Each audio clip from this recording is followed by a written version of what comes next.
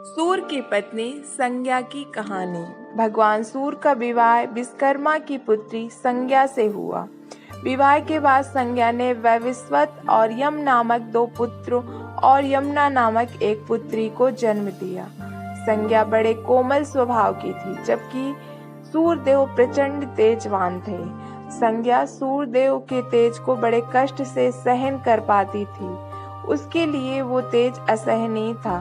तब उनके तेज से बचने के लिए वो अपनी छाया को उनकी सेवा में छोड़कर स्वयं पिता विश्वकर्मा के पास चली गई। वहां रहते हुए अनेक दिन हो गए। तब विश्वकर्मा ने उसे पति के घर लौटने को कहा। वो सूरदेव के तेज से भयभीत थी और उनका सामना नहीं करना चाहती थी। इसलिए उत्तर कुरु नामक स्थान पर घोड़ी का रूप बनाकर तपस्या करने लगी। इधर सूरदेव और संज्ञा की संतानें छाया को ही संज्ञा समझते थे। एक दिन छाया ने किसी बात से क्रोधित होकर यम को श्राप दे दिया। श्राप से भयभीत होकर यम पिता सूर्य के शरण में गए और उन्होंने माता द्वारा श्राप देने की बात बताई। माता ने अपने पुत्र को श्राप दे दिया है, ये सुनकर सूर्य को छाया पर संदेह हो गया। उन्होंने छाया को बुलवाया और उससे संज्ञा के विषय में पूछने लगे। छाया के चुप रहने पर वो उसे श्राप देने को तैयार हो गए। तब भयभीत छाया ने सब कुछ सच सच बता दिया। सूरदेव ने उसी क्षण समाधि लगाकर देखा कि संज्ञा उत्तर कुरु नामक स्थान पर घोड़ी का रूप धारण कर उनके तेज को सौम और शुभ करने के उद्देश्य से कठोर तपस्या कर रही है।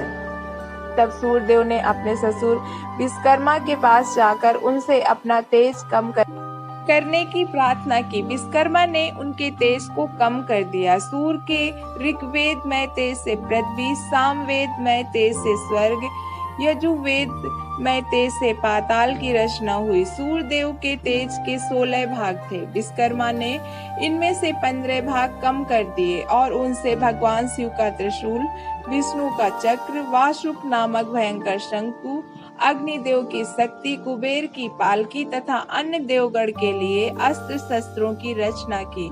तभी से सूरदेव अपने तेज के 16वें भाग से ही चमकते हैं। तेज कम होने के बाद सूरदेव घोड़े का रूप बनाकर संज्ञा के पास गए और वहीं उनके साथ संसर्ग किया, जिससे उन्हें नासक्त, दस्त्र और रेवंत नामक पुत्रों की प्राप्ति हुई।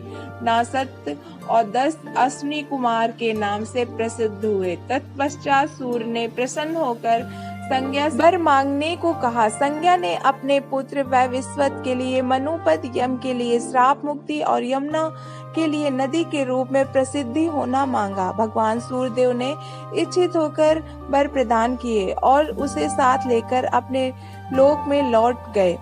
वैवस्वत 7वें मनवंतर का स्वामी बनकर मनुपद पर आसीन हुआ। इस मनवंतर में ऊर्जस्वी नामक इंद्र थे। अत्रि, वशिष्ठ, कश्यप, गौतम, भरद्वाज, विश्वामित्र या जमदग्नि ये 7वें इस मनवंतर के सप्तऋषि थे। इस मनवंतर में भगवान शिव ने महर्षि कश्यप की पत्नी अदिति के गर्भ से वामन नामक से अवतार लेकर तीनों लोकों के दैत्यराज बलि के अधिकार से मुक्त किया था।